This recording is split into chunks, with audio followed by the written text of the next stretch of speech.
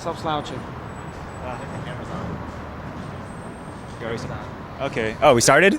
All right, whatever. This is already a disaster. Anyway, we're at IAM New York with Carmac, who last I met him, he was the director of IAM, and like apparently you're like a higher up now. You're something else. No, I'm still a director. But you said now you have like bitches doing work for you. Those were your words. Those are my words? Really? Yeah, you said I have tons of bitches to do this stuff for me. No, I don't think so. Okay. Well, I think maybe you were drunk and you're confusing your conversation with Hyoka, talking about bitches. But I don't think I would have. See, he says you talk about bitches all the time. I would never speak about my guys as bitches. Right. Call them slaves.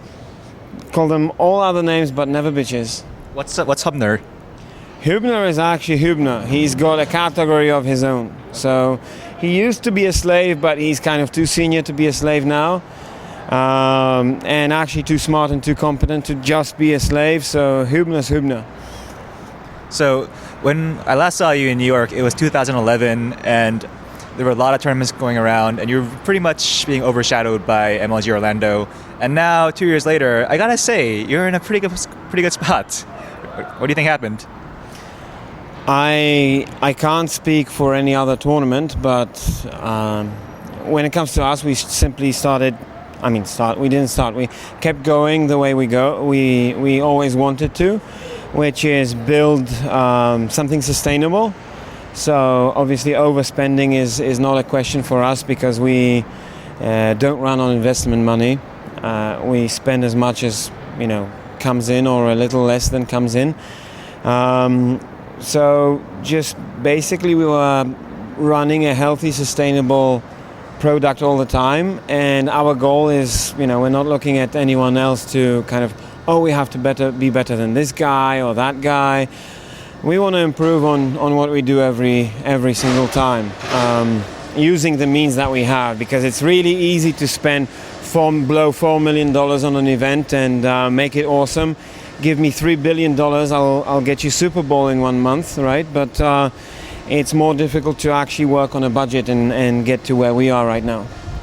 I thought you were going to gloat more. I mean, you're still doing StarCraft and MLG isn't, IPL isn't. I thought you were going to gloat more about it. Why would I gloat? It's not actually, it's not funny. It's not funny at all.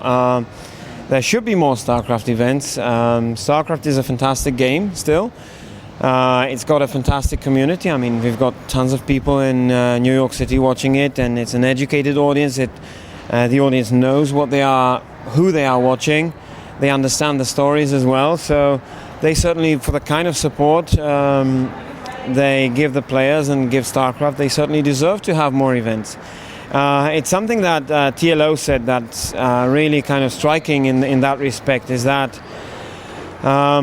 the StarCraft audience is a really high-level audience in terms of how they support players. They cheer for both sides, and they just want to have a good show and want to have good matches and good personalities. Like TLO got a major round of applause after defeating Mana in Poland. Yeah.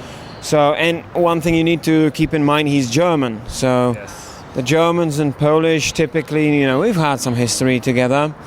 And for a German guy to defeat a Polish guy and get a round of applause from the home crowd in Poland, it's insane. And everywhere I've gone with Intel Extreme Masters, the crowds were extremely, I would say, high culture, compare it to European soccer, where you have these idiots running around tearing the place apart and trying to beat the other fans or do whatever.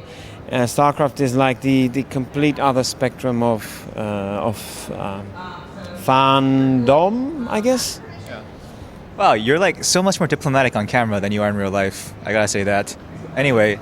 Really? On that topic. What did I say in real life that I'm not saying here? Never mind. We'll just not talk about it. No. Don't put me on the spot. Tell me, what am I saying in real life that I'm not saying here? Well, for one, you said bitches. I said bitches? Yeah, man. Wax Angel. Seriously. I would never say bitches. Anyway, moving on. we'll just leave it at that for now. No. Is there anything else? No, well, I don't. That's not the. Well, it would not be a good idea to go on at length about it. So, well, it wouldn't be that fun. So, I wanted to talk about the entire culture of like cheering and booing, though. Like booing the guy you don't want to win is like a big part of like other sports. It's kind of like esports fans get very mad when anyone boos anyone, whereas in any other like traditional sport, it's like par for the course. What do you think about that? I think every sport has a kind of its own culture, if you will. For example, let's say in judo, which is very, very heavily influenced by Asia, by Japanese culture, it's all about, it's very, very Asian in the sense that it's all proper and nice. In tennis, fans are quiet or supposed to be quiet during rallies and stuff.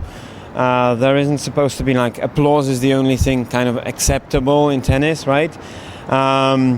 In soccer,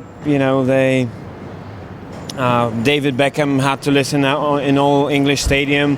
Posh Spice takes it up the arse, and StarCraft is also, so it depends on the culture of each particular sport. StarCraft is also kind of like judo, I would say, heavily influenced by Asia because of Brood War. And all this good manner, bad manner thing, it's very, very prevalent in StarCraft. Like if you leave the game without GGing, they kind of look down on you, right? And it transfers also onto the fans, where you've got these fans who also like take the in-game manners and take them to the stage, like to the as an audience. I think personally that's fantastic because we need positivity and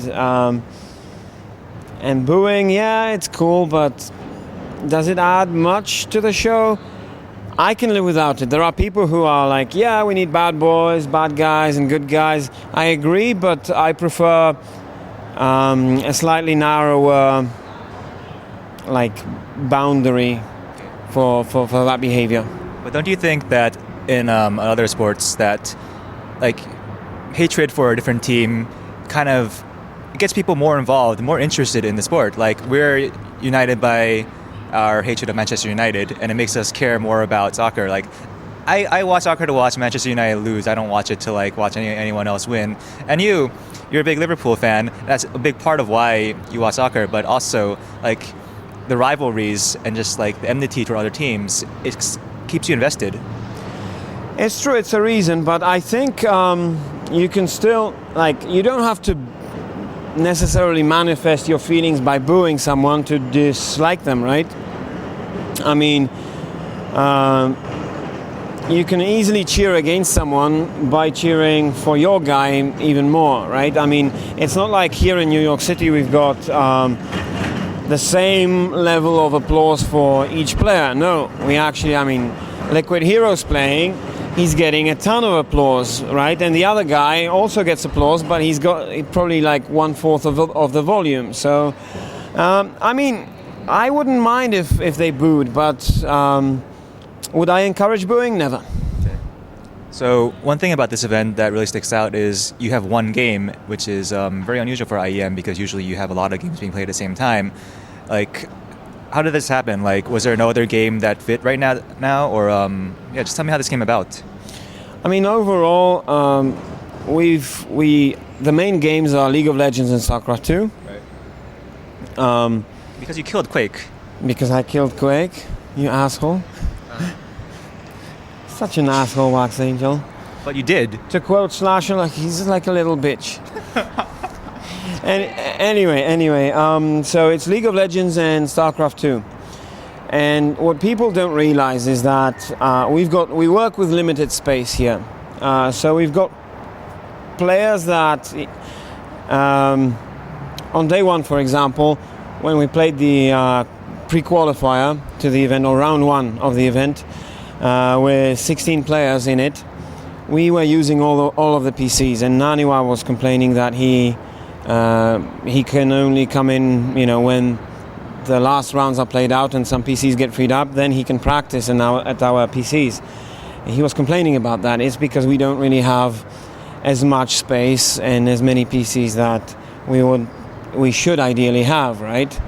compared to, for example, Katowice, where we had 100 practice PCs and players could sit and practice as much as they wanted whenever they wanted. But the nature of Intel Extreme Masters is that we work with limited space, and we've got a limited number of PCs as well, limited number of tables. So whenever we have 2 games, it's already like a juggling act where we have to kind of figure out how to make sure that each player gets enough practice, that each player has enough warm-up time for his match, and each player is able to actually play his match without being, kicked out because, hey, League of Legends has to finish because StarCraft is playing, right? We have to kind of combine these needs. For that reason, we actually have 2 games and not 3 games in Intel Extreme Masters.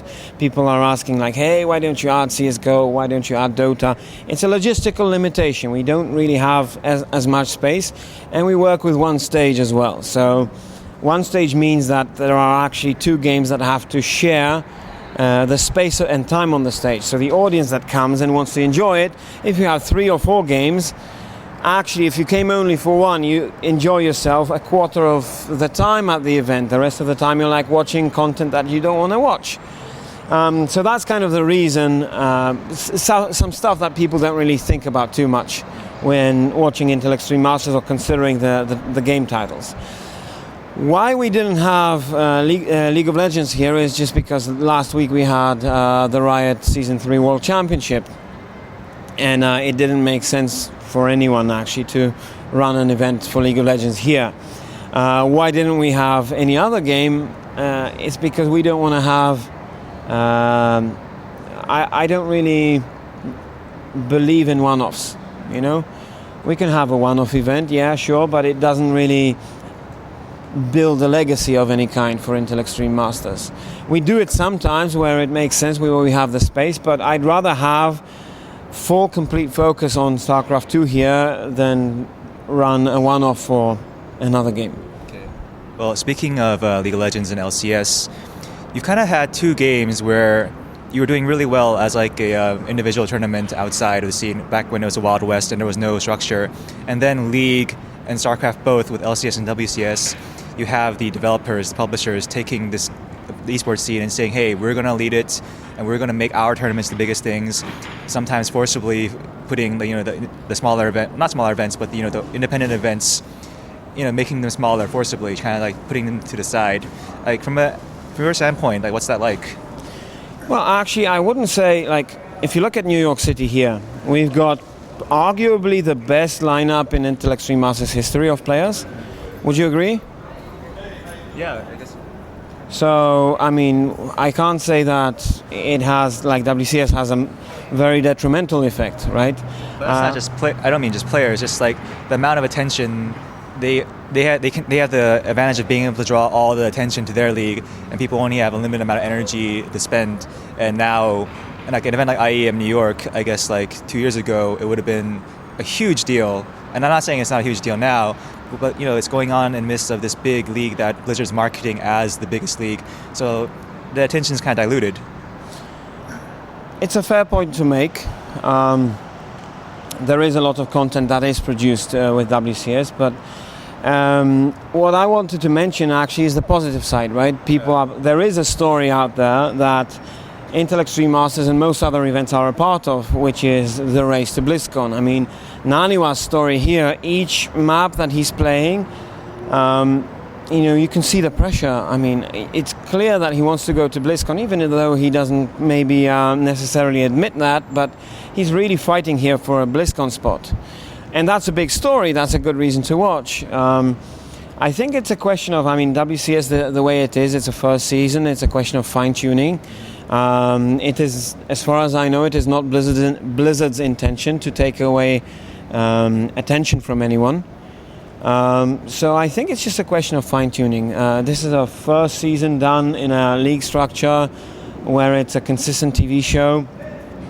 You're right, it's easier for Riot or for Blizzard or any other publisher to take kind of the main stage in terms of attention, but I don't think that was ever the intention. I think that was Blizzard's intention was to help fuel the general ecosystem with more energy and more positive things. How about League of Legends? Are you happy with what happened there? I mean, again, this is a give and get, right? They created Riot created LCS, and obviously we have a bit of a struggle in terms of schedules. There's an LCS schedule, teams are tied up.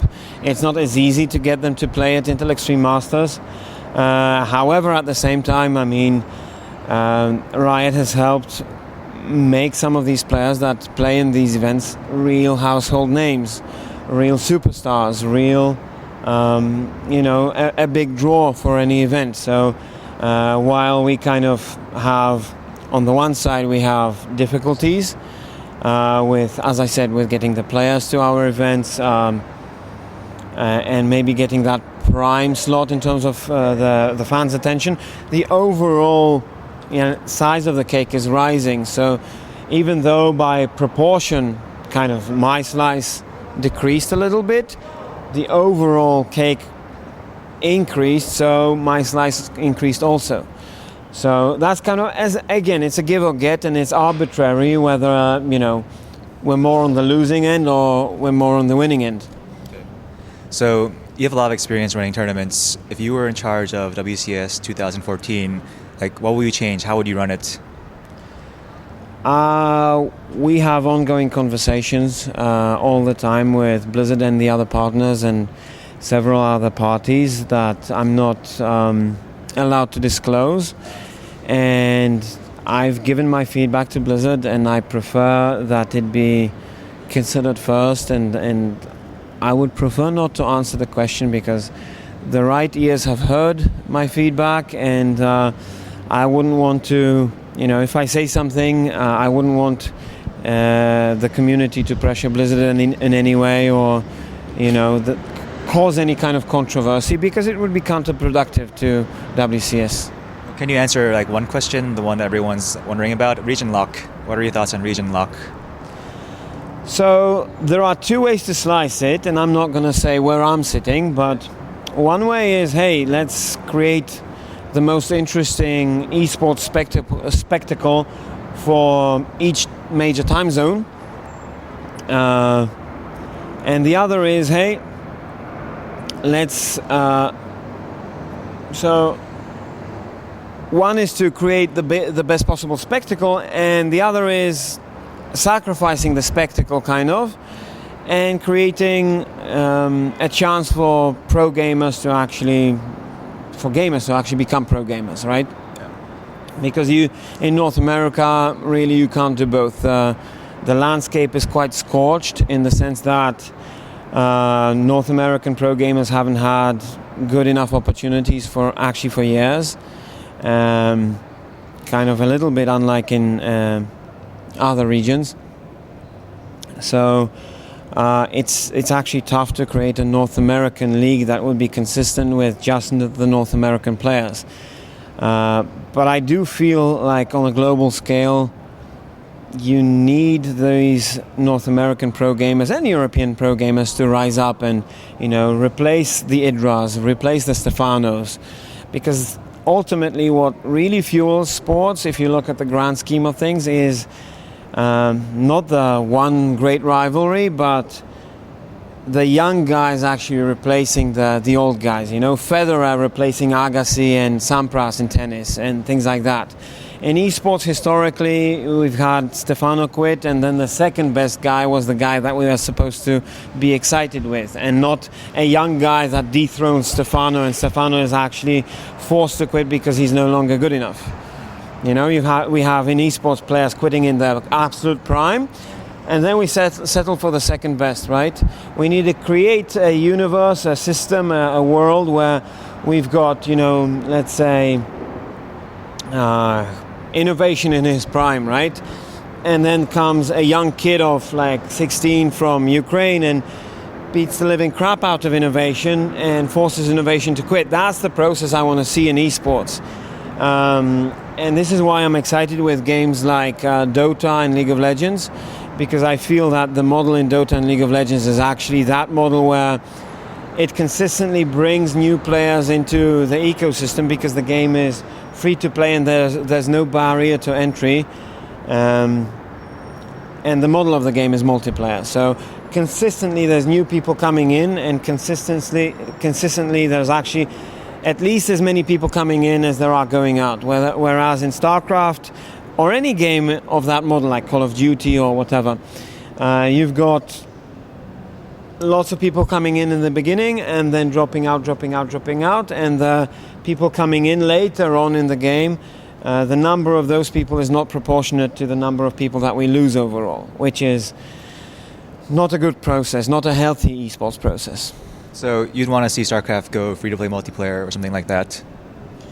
Personally, yes, I would. I think that might help, although it's tough to say, because the advantage, the healthy games right now, Dota and League of Legends, are free-to-play model and team as well, and very easy to or relatively easy to play compared to StarCraft, where you get defeated, it's all your fault. You can't say, hey, Hearthstone, for example, I had a bad round of cards. The guy was really good, but I had a bad round of cards. I could have got luckier, right? You have external factors to blame. Dota, League of Legends, you could have said, that other guy on top lane, he was an idiot, which is why we lost, right? I didn't have the best game, but the other guy was an idiot also. So that kind of helps. Helps people stay in the game, because it really sucks to come home after a long days of work, and get absolutely devastated, and you're frustrated because it's all on you. So StarCraft is kind of a very, very elite game, which requires an immense amount of skill, and it's super easy to appreciate that scale of skill. You can see it, and it's probably the best game to watch, I'd say.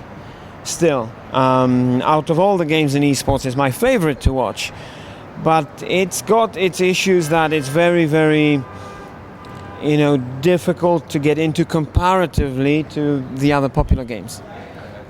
So to conclude, could you say something to the community about their concerns about StarCraft 2? Well, the word people use is dying. Whether you want to use that word or not is up to you. I wouldn't say the game's dying. I think the game's okay. It's just that, you have a great car, you're driving the Autobahn in Germany without any restrictions, and then you have a Porsche and a Ferrari driving even faster, and they make you feel like you're going slow. But StarCraft 2 overall is, I say, fairly okay. We've had tournaments this year that, I think 3 or 4 tournaments which beat 100,000 concurrent viewers mark. And 2011, the best tournament we've had was, I remember, about 65. So you can't say that the game is in a bad state. It's just that the audience is generally, the attention of the audience is split, because there's so much overall in esports going on. You guys follow Dota as well, so you're not going to tune into every single StarCraft 2 broadcast, right? It makes sense. You don't follow Dota? Yeah, he does. Show him, just this asshole. Dota lover.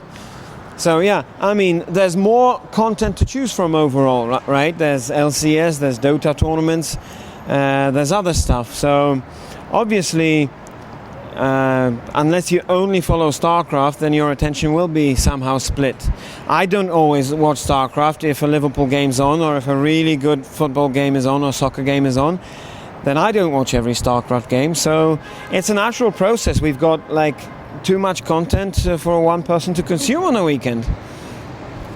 All right. Anything you want to say to conclude? Just that you're a bit of a bitch.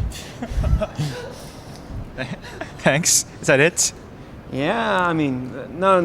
Overall, I guess it would be nice if we just cut it off there, like you just saying, "Well, you're a bitch," and we just cut it. No, just one thing on the aspect of dying, right? That bitch thing, by the way, was a joke. If somebody treats it seriously, then they're a little bit silly. On the aspect of the game dying, people, some people talk bad about Intel Extreme Masters for going to Comic-Con, right? Because it's a trade show and it's not the native audience of StarCraft. And during some of the breaks, I went out and I talked to the audience a little bit. Show of hands, who's first, for whom is this event the first StarCraft event they've been to, or who has never seen a live StarCraft game before or whatever. And there were quite a lot of hands, and this elitist attitude that, oh, we should only do, people who buy tickets only for StarCraft and it's only for the real StarCraft fans. If the game dies along the way, that's part of it is because of that elitist attitude. What we've been doing for years now is opening, and you need those tournaments, those Iron Squids, where you have the super hardcore audience, or the Intellect Stream Masters Katowice, where you have super hardcore audience.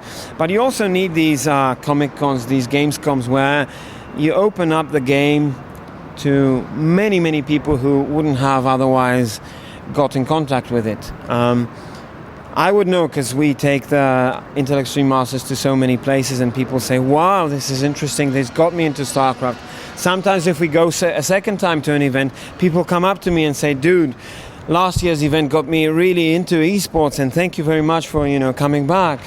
So that's something people don't see. And on that note as well, I would like to thank you guys, you bitches from Team Liquid, for helping us get the Comic-Con tickets also to the real fans, because it does make a big difference here. I mean, we've got a fantastic New York audience here in New York City, and if you've had enough patience to watch through the entire interview, I thank you very much for coming. All right, thanks.